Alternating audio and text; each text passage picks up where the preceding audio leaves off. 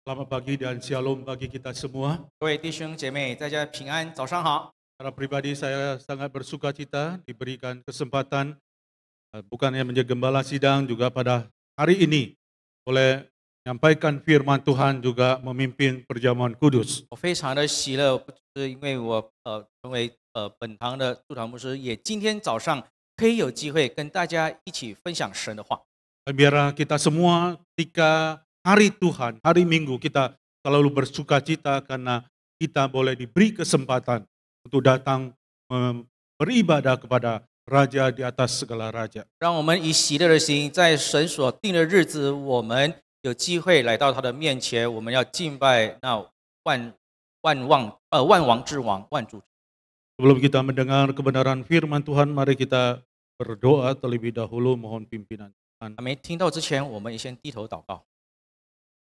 Ya Tuhan, kami datang ke hadapan-Mu sekali lagi.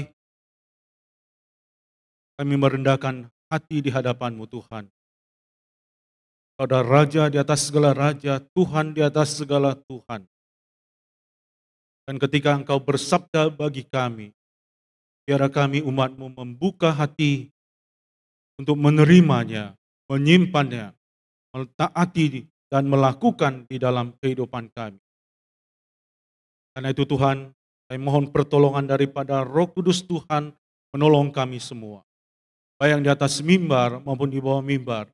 Kami semua adalah murid-murid daripada Kristus yang rindu belajar kebenaran firman. Tuhan berbicaralah kepada kami semua. Biar suara Tuhanlah yang kami dengar, bukan suara manusia. Kami berdoa dan menyerahkan pemberitaan firman Tuhan dalam tangan Yesus Kristus, Tuhan Juru Selamat. Amin. Bapak Ibu, kita akan meneruskan pembahasan kita khususnya yang sudah ditentukan, yaitu mengenai kitab Injil Yohanes. 弟兄姐妹，我们要继续探讨关于约翰福音。 Hari ini kita berbicara satu tema, yaitu harga dari satu penebusan daripada Kristus bagi kita. 我们要探讨的今天的主题呢，就是基督的那个赎价给我们得赎的价值。 Firman Tuhan diambil dari Yohanes pasal 19 ayat 1 sampai ayat 3. Saya baca dulu dalam bahasa Indonesia. Lalu Pilatus mengambil Yesus dan menyuruh orang menyesal dia. Prajurit-prajurit menganyam sebuah mahkota duri, menaruhnya di atas kepalanya. Mereka memakaikan dia jubah ungu. Dan sambil maju ke depan mereka berkata, "Salam, hai Raja orang Yahudi." Lalu mereka menampar mukanya. 约翰福音19章1到3节里面说到，当下比拉多将耶稣鞭打了，兵丁用荆棘编作冠冕戴在他头上，给他穿上，好，又挨近他说：“恭喜犹太人的王啊！”他们就用手掌打他。 Bapak Ibu, kalau kita berbicara dalam hidup kita manusia, mungkin terdiri dari dua hal yang selalu kita alami, yaitu penderitaan dan kesenangan. 亲爱的弟兄姐妹，如果我们看我们的生命旅程里面，会有两件事情。第一件事情呢，就是关于苦难；第二件就是享乐。 Dan biasanya manusia itu cenderung untuk memilih apa yang disebut dengan kenikmatan atau kesenangan dan menghindari penderitaan atau kesakitan. 在人的那个本性里面呢，往往呢，他们追求的就是一个享乐，他们尽量的避开所谓的一个难。 Waktu anak kita masih kecil, biasanya kita memberikan mereka makan. 当孩子还小的时候呢，我们要喂他吃东西。 Kalau kita memberikan mereka bonbon, pasti mereka sangat senang. 当我们给他个糖果，他肯定很开心， Karena itu rasanya manis. 因为他感觉的是甜甜的。 Walaupun kita tahu bahwa itu bisa merusak giginya. 即便我们知道了吃多了，孩子可能会蛀牙， Tapi kalau kita memberikan makanan yang rasanya pahit atau obat, ya cenderung anak kita itu cenderung untuk menolaknya. 相反呢，如果我们给他有一个苦味的东西，比如说药，他们往往都会拒绝。Maka ada satu aliran filsafat yang disebut dengan hedonisme 所以呢，有一个所谓的那个享乐主义， yang mengatakan satu pandangan bahwa sebenarnya hidup manusia itu digerakkan untuk mencari kesenangan. 他们有一个主张或者是观点呢，就是人呢是被享乐的来去推动的。 Jadi menurut aliran hedonisme ini bahwa apa yang baik itu sebenarnya adalah apa yang mendatangkan kenikmatan bagi manusia. Apa yang tidak baik adalah apa yang mendatangkan kesakitan bagi manusia. 所以主张那个享乐主义的人，他们会认为对人类带来快乐的呢，就是一个善的；然后对人类带来的痛苦或者是苦难是一种恶。 Mungkin kita tidak setuju dengan aliran hedon ini. 可能我们不同意这个的享乐主义的观点， Itu bukan sikap yang benar. 这个可能不是正确的一个行为。 Tapi sebenarnya kalau kita mau jujur seperti anak kecil itu bahwa memang kita pun orang dewasa itu sebenarnya suka apa yang disebut dengan kenikmatan, kita menghindari kesakitan. 坦白说，无论是小孩或者是成人，都会往往都想要的就是享乐，一定会拒绝所谓的一个苦难。 Kalau seorang teman merekomendasi, ada rumah makan yang baru di sana. 如果有朋友就是推荐我们一间餐厅， Kak, biasanya yang kita tanya, Cak Bo. 我们通常会先问呢那家好不好吃。 Ya, memang sekarang tempat juga menentukan, tetapi rasa atau kenikmatan itu menjadi sesuatu yang cari dan kita utamakan. 虽然我们可能会考虑环境的舒适，但是呢，好不好吃一定是会优先考虑的。 Kalau rasanya enak sekali, di sudut-sudut di gang pun biasa dicari orang. 如果那家餐厅很好吃，哪怕是小巷里面呢，角落里头，我们都会去。 Dan itulah hidup manusia secara alami. 这个呢是人类的一个正常的那个本性。 Tentu saja sebagai orang Kristen kita tidak hidup dalam sikap yang demikian saja. 我们身为基督徒呢，我们不要只是停留在享乐当中， Karena kita tahu sebenarnya juga di dalam realita kehidupan bahwa sesuatu yang luar biasa, sesuatu yang baik itu biasanya timbul daripada kesakitan, bahkan pergumulan dan penderitaan. 我们知道的，如果一个美好的事情呢，背后呢，往往通常就会有一个一个挣扎，然后而产生出来的。 Hal-hal yang besar di dalam dunia ini itu bisa dihasilkan bukan di dalam kesenangan dan kenikmatan, tetapi di dalam pergumulan, di dalam perjuangan, di dalam penderitaan. 那美好的一件事情呢，不是享受在享乐当中，而是它的背后我们经过的这个去度过的难关挑战而产生的一个美好的事件。 Bukankah setiap kita dilahirkan oleh seorang ibu dan ibu ketika melahirkan kita untuk menghasilkan kehidupan itu, dia harus sakit dan menderita. 我们也晓得，一个婴儿的出生的背后，是因为背后呢是有一个分娩的母亲，她正在痛苦里面生下的一个小婴孩。 Seorang atlet itu, dia berhasil, itu pasti karena dia sudah berlatih dengan susah payah. 一位成功的一个运动健将呢，他的成功背后，因为他已经经过前面的一个痛苦的训练， Otot-ototnya dilatih begitu keras sampai sakit, tapi dia harus melampaui daripada normal manusia sehingga dia bisa jadi juara. 他的肌肉的形成呢，背后呢是经过的痛苦的练习，他们是超越一般人的那个肌肉。 Dan nas yang kita baca tadi juga memberikan sesuatu pengertian sebenarnya yang lebih dalam mengenai apa yang diteladani oleh Yesus Kristus Tuhan kita. 那刚才我们读到的这个经文呢，可以看到耶稣给我们立了怎么样的一个好榜样。 Kalau kita mengikuti nas-nas yang kita baca khususnya seputar penderitaan dan penyaliban Kristus, 如果我们好好的去读特别是关于耶稣的受难以及他的钉十字架的事件， bahwa Allah Sang Firman itu menjadi manusia dan rela menderita demi kita.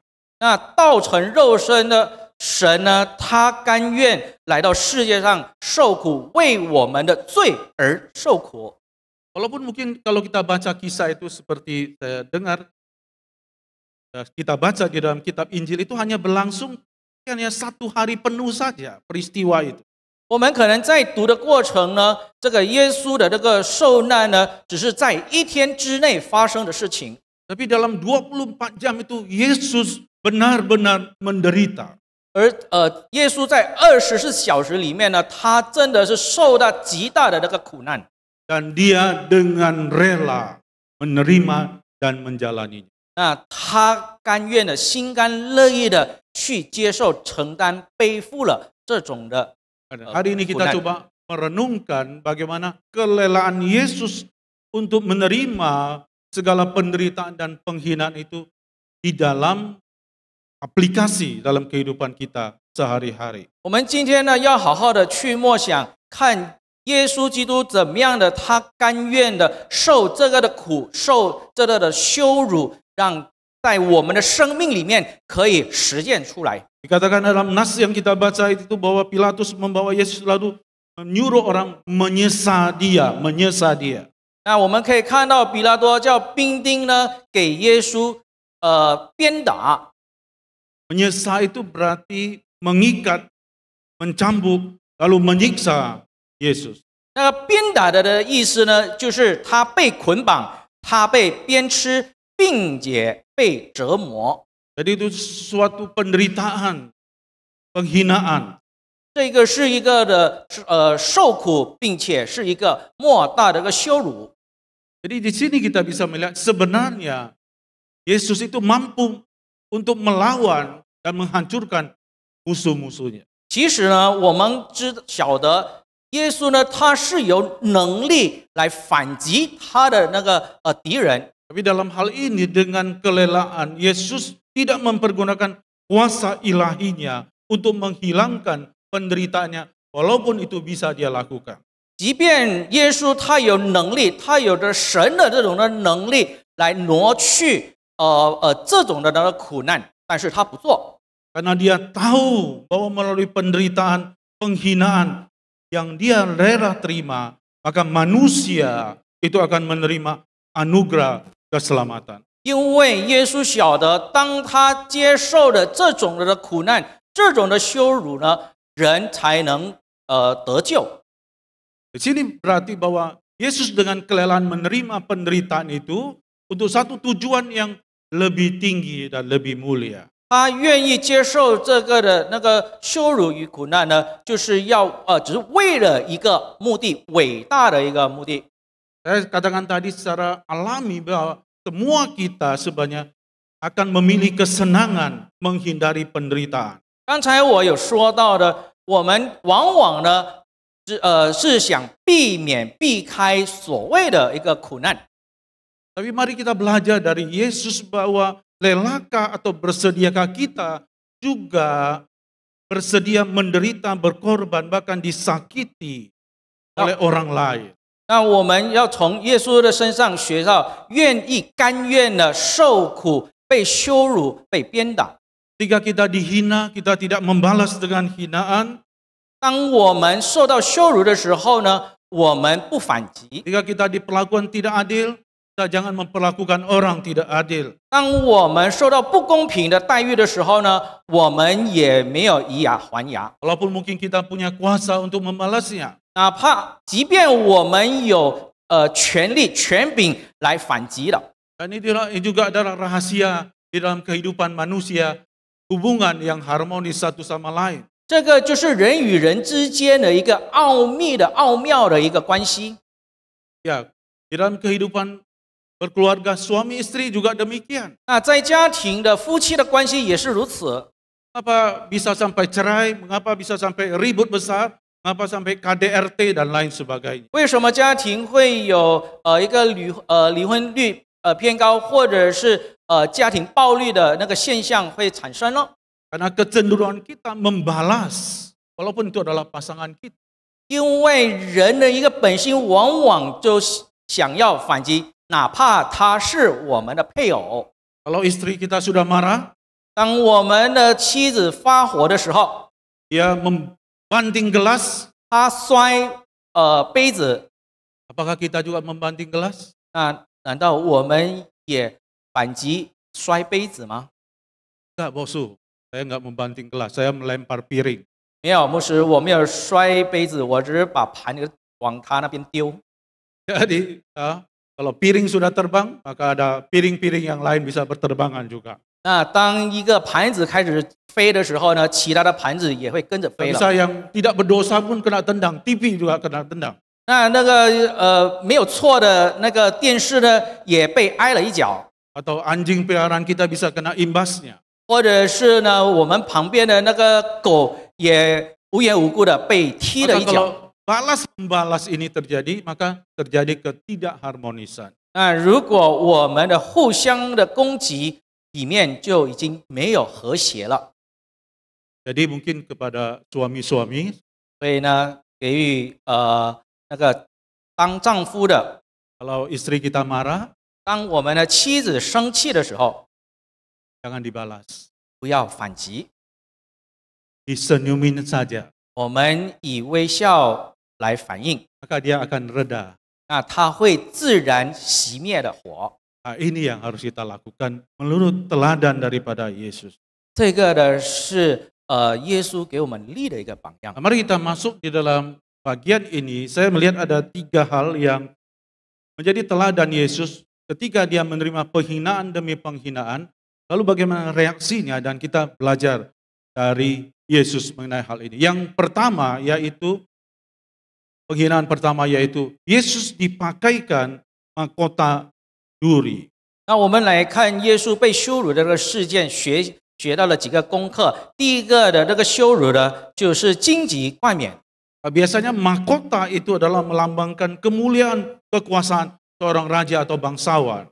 那个冠冕呢，它原本的那个意义呢，是王者的那个尊荣以及他的权力的一个象征。 Tapi ini mahkota duri. 但是呢，这个是荆棘冠冕。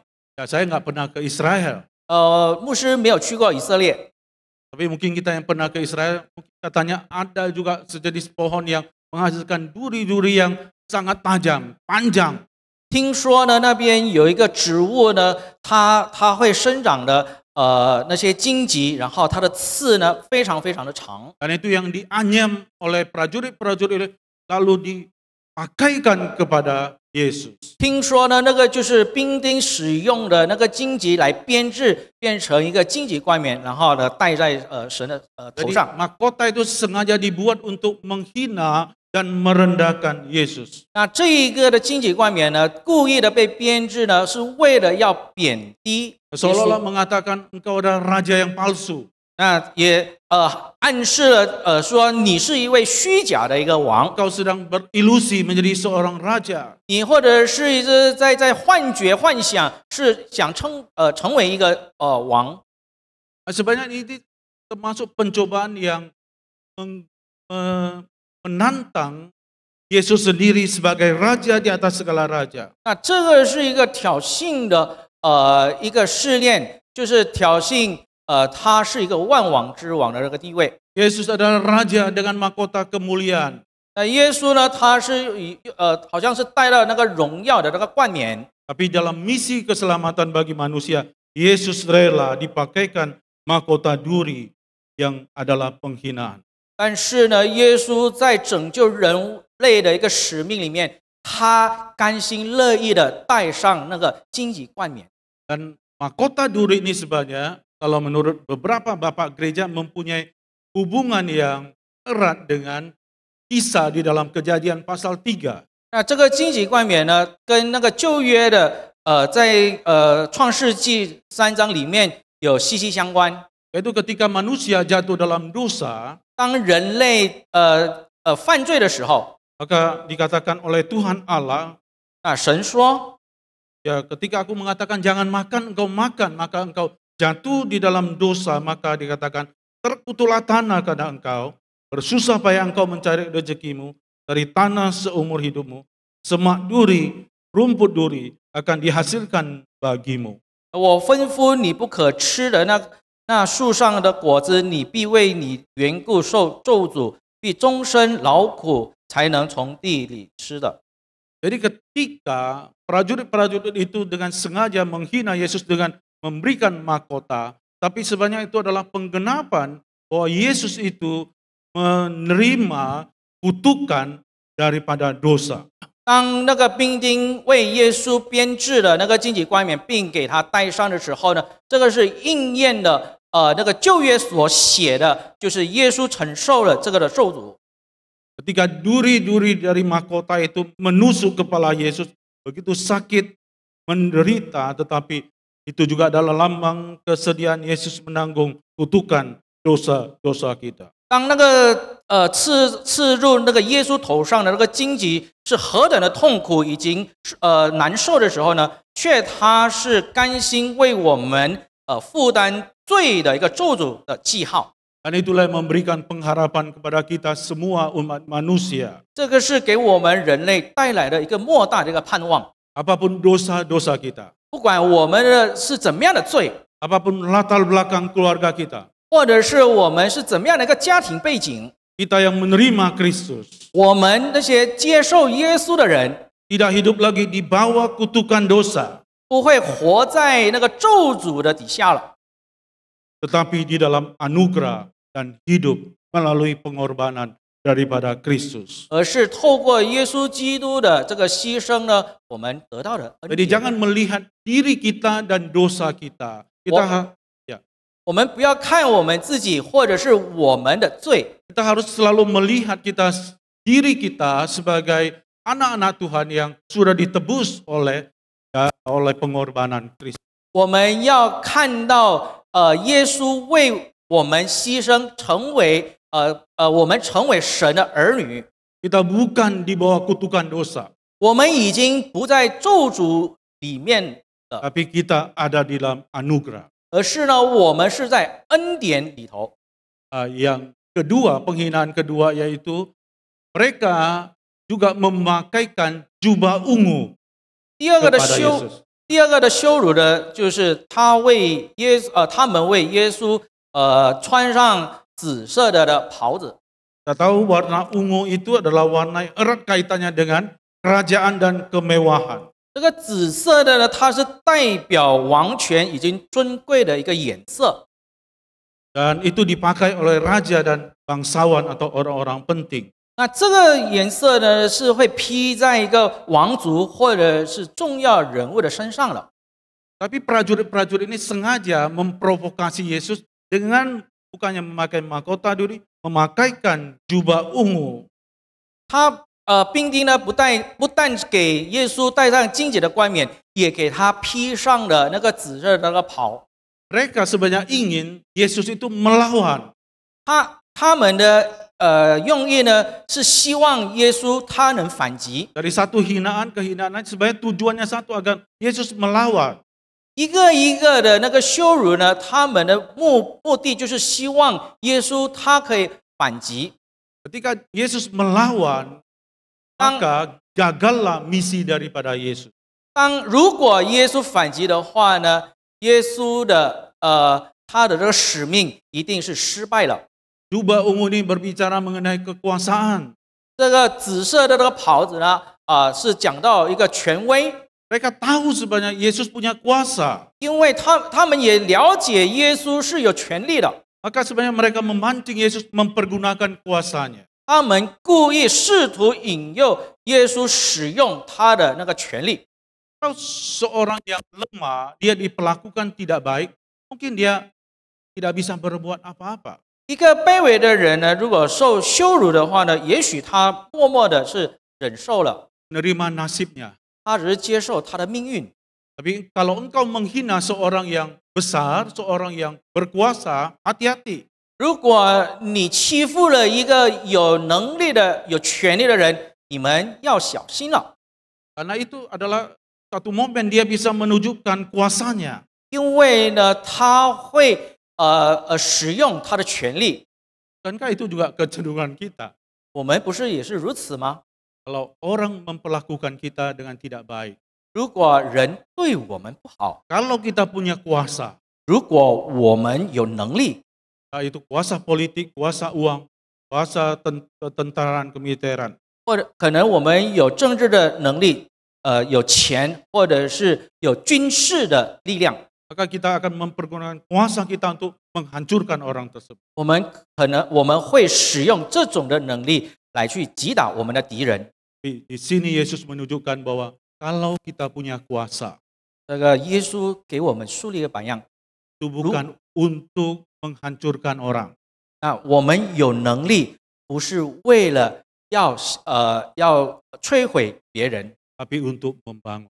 而是呢要用来建造建立生命。 Inilah pencobaan kedua Yesus mengenai kuasa dan kekuasaan. 那这个就是第二点神的能力的大能。 Yang ketiga dan terakhir, 第三点，最后一点， ini Yesus bahkan ditampar mukanya. 那耶稣呢，他被打了一巴掌。 Jadi ini rentetan penderitaan, penghinaan terhadap Yesus berjalan terus sampai kepada hal yang paling pribadi. 那这个耶稣受羞辱的这个接二连三呢，最后的羞辱是针对他的本人的。 Kalau kita mengalami sakit sebentar saja, 如果我们受到了一个短暂的一个痛苦， mungkin kita bisa tahan. 可能我们可以忍， Tapi kalau kita mengalami sakit dalam waktu yang lama, 但是呢，如果在长期的被羞辱的时候， banyak orang tidak tahan. Tidak tahan. 很多人是无法承受的。 Bahkan mungkin dia mengatakan, sudahlah aku mati saja. 好了，那这样子我死了就好了。 Dan demikian juga pergumulan-pergumulan hidup kita. 也在我们的生命很多的一些的挣扎的事情， Kalau berlangsung dalam jangka waktu yang begitu panjang, tidak banyak orang yang bisa menanggung. 如果我们面对的那个挣扎里面是长期的那个面对呢，很多人是无法忍受的。 Saya mengutip satu perkataan yang penting daripada Confucius, seorang filsuf Tiongkok yang paling terkenal. 我取了一个中国的那个孔子的一句话， Dia mengatakan hanya orang jika seorang tidak mempunyai ren, ya, kemanusiaan yang sejati, dia tidak bisa bertahan dalam penderitaan yang panjang maupun dalam kesenangan yang panjang. Dia akan jatuh. 那孔子呢，在《论语》里面有说到：“子曰，不仁者不可以久。处曰，不可以长乐。”意思就是说，只要有人，这个人是仁爱的人，才能忍受长久的一个痛苦，或者是长久的一个安逸。 Orang biasa tidak bisa tahan dalam kesenangan yang panjang, di dalam penderitaan yang panjang. 那一个人呢，正常的一个人呢，他没办法去享乐在他的长期的痛苦当中。 Hanya manusia yang agung dikatakan 他说，只有一个伟大的人 yang bisa tahan. 才能忍受。 Dan sebenarnya menurut saya bahwa apa yang dikatakan Confucius itu sebenarnya boleh dilihat itulah yang sudah digenapi oleh Yesus Kristus Tuhan kita. 按照牧师的一个感受呢，孔子所写的这一个人物呢，这个伟人呢，就已经应验在耶稣的身上了。 Yesuslah manusia agung 耶 yang 稣， dirindukan seluruh umat manusia itu. 耶稣就是那个伟大的人，那些人类渴慕的一个伟大的人。 Karena Yesus Kristuslah yang sudah menunjukkan dan membuktikan di dalam dunia ini bahwa dialah yang bisa menerima segala penderitaan dan penghinaan yang paling brutal demi satu tujuan, keselamatan bagi kita. 因为耶稣基督已经向世人证明了，他甘愿承受一切的残酷的一个苦难以及羞辱，只是为了一个目的，就是拯救世人。 Bapak Ibu yang dikasihi oleh Tuhan, 亲爱的弟兄姐 hari 妹， ini kita merenungkan penderitaan Kristus 我们来好好的默想耶稣的受苦。 dan firman Tuhan jelas mengatakan Yesus benar-benar menderita. 那在圣经里面确实的写到耶稣真实的受苦了。 Dan karena penderitaan dia, kita boleh menerima segala kelimpahan melalui dia. 因着耶稣的受苦呢，我们可以从他身上领受丰富的一个生命。 Yesus menderita karena kita. 耶稣受苦是因为我们， Sudahkah kita menerima anugerah ini? 我们是否已经领受了这个的恩典？ Dalam dunia ini tidak ada seorang pun yang rela berkorban sedemikian seperti Yesus bagi.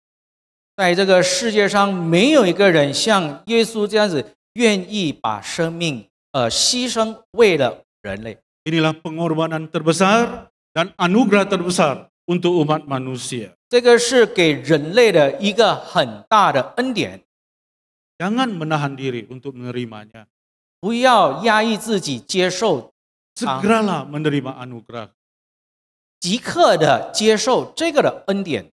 Dan kita yang sudah menerima, 我们这些已经领受了这恩典的人， numpang tanya apakah kita benar-benar menghargainya. 请问我们是否真正的已经珍惜了这份 Kalau 恩典呢？ kita benar-benar memahami penderitaan Kristus bagi kita, hidup kita tidak akan seperti biasa lagi. 如果我们已经真正的领受这份恩典，我们的生命已经不一般了。 Yang kedua, 第二点， kita semua dalam hidup ini masih mengalami persoalan, kedukaan, sakit, penyakit, pergumulan, dan lain sebagainya. 我们还在活的人呢，仍然会面对的苦难、病痛等等。 Kadang-kadang kita tidak sanggup untuk menanggungnya. 可能我们没办法再去承受这种的压力了。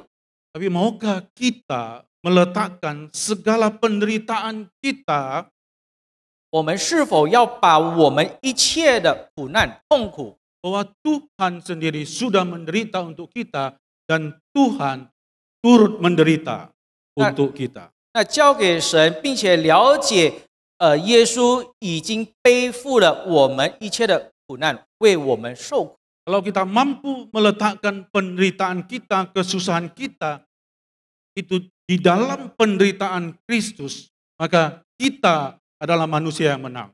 如果我们晓得如何把我们的痛苦放在耶稣的那个苦难，我们就得胜了。 Kalau kita mempunyai perspektif atau lensa melihat segala apa yang kita alami dalam hidup kita, bahkan yang terburuk pun sekalipun, maka kita bisa memenangkan pergumulan kita. 如果我们用同一个角度，在我们的痛苦里面，我们遇到的那个困难，我们就晓得耶稣已经得胜了。 Paulus mengatakan satu rahasia, jikalau engkau mati bersama dengan Kristus, maka engkau juga akan terima hidup di dalam Kristus. 保罗有说过，我们在基督里面死了，我们从那里也得到生命。 Jika kita meletakkan penderitaan kita dengan iman pada Kristus yang juga menderita, maka itu adalah satu jaminan kemenangan. 那如果我们晓得把我们的受苦的这个放在基督的身上呢，这个也是一个得胜的一个切据。 Karena Kristus yang menderita adalah Kristus yang juga dimuliakan.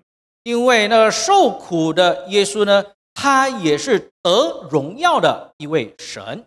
Mungkin kita ada menerima hinaan, 可能我们会受到羞辱， fitnaan. 可能被毁谤， Mungkin kita masih menyimpan dalam hati kita. 可能还在藏在我们的心中。 Itu menjadi satu kemarahan yang kita simpan yang bisa kita lampiaskan sewaktu-waktu. 那这个的隐藏的这个怒火呢，成为定时炸弹，会随时爆发的。 Tapi maukah kita, firman Tuhan yang sudah kita baca itu, kita memandang kepada Yesus Kristus. 我们是否要做今天我们所听到的定睛仰望神， Yang mampu mengubahkan penghinaan itu menjadi kemuliaan. 他会将羞辱呢化为荣耀， Penderitaan menjadi kemenangan. 那痛苦化为胜利， Air mata menjadi sorak-sorai. 那流泪的化为喜乐。 Itulah kekuatan iman yang kita taruh kepada Kristus yang sudah menderita, mati, dan juga bangkit bagi kita. 这个就是我们把信心放在那位为我们受苦的神。 Ya Tuhan memberkati, menguatkan kita semua Bapak Ibu yang dikasihi oleh Tuhan. 愿神亲自祝福每一位爱他的子